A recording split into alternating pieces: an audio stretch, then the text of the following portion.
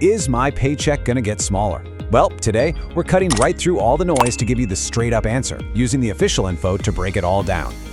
Okay, so let's get right into it. The number one fear that's been making the rounds since these new codes were announced. Are you actually going to see less money hit your bank account? Well, the short answer, for the vast majority of you, is a simple no.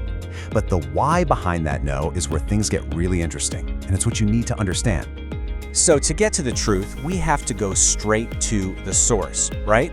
The confusion got so big that the Ministry of Labor and Employment actually had to step in and release a statement just to set the record straight for everyone. Now listen up, because this quote right here is pretty much the key to everything. This statement from the ministry is the most important piece of the puzzle. It says your pay is safe as long as your Provident Fund, or PF, deduction is based on what's called the statutory wage ceiling. Just think of that ceiling as a kind of safety net, a cap that protects your in-hand salary. And here it is. This is that magic number, that protective cap we were just talking about, 15,000 rupees. This is the official monthly limit, the wage ceiling, for mandatory contributions to your PF account, your retirement savings. Honestly, this single number is what makes this whole thing tick. So, here's how it all comes together. Your required PF deduction is 12% of that 15,000 rupee ceiling. Do the math, and that's 1,800 rupees. So, even if the new rules change how your wages are defined on paper, the actual amount deducted for PF doesn't have to change. And if that doesn't change, guess what? Your take-home pay stays exactly the same. All right, so now that we've put the biggest fear to rest, let's actually dig into the change that kicked off all this confusion in the first place. It all started because the new codes introduced a totally new, standardized way of defining the word wages. See, before all this, the definition of wages could be kinda messy, a bit inconsistent. So the new codes create one simple, uniform definition for everyone. It's your basic pay plus your dearness allowance, and that's it. Things like your house rent allowance, any bonuses, or overtime pay are now kept separate from this core definition. But there's a really important rule that comes with this.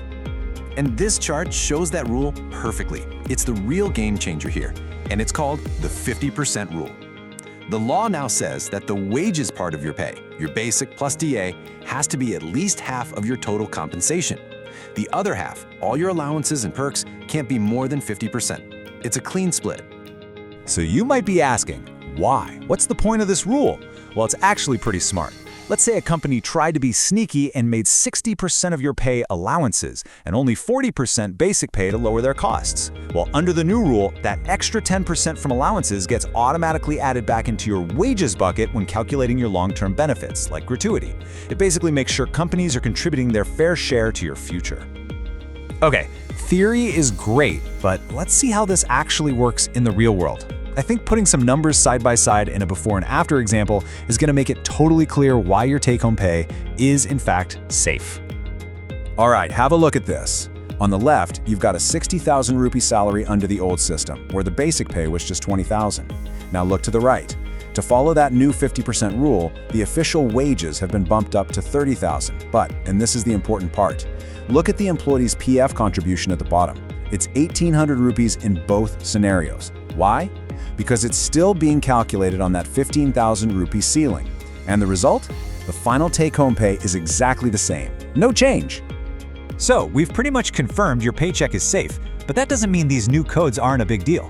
They have some major practical impacts, both for the companies we work for and for our own financial futures. So what does this all really mean for everyone? Now, from a business perspective, this is a pretty heavy lift.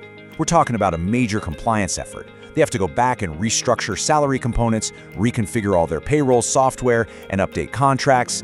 And what's really crucial is that because your long-term benefits, like gratuity, are now calculated on a bigger wages base, their future financial liabilities are actually going to go up. And for us, the employees, this is where it gets good. Like we've said, the immediate hit to your wallet is basically zero. But the long-term impact? It's hugely positive. With a higher wages base for all those calculations, the gratuity you get when you leave a job will be bigger. It's a fundamental shift, really, that's designed to give you a much stronger social security foundation for your future.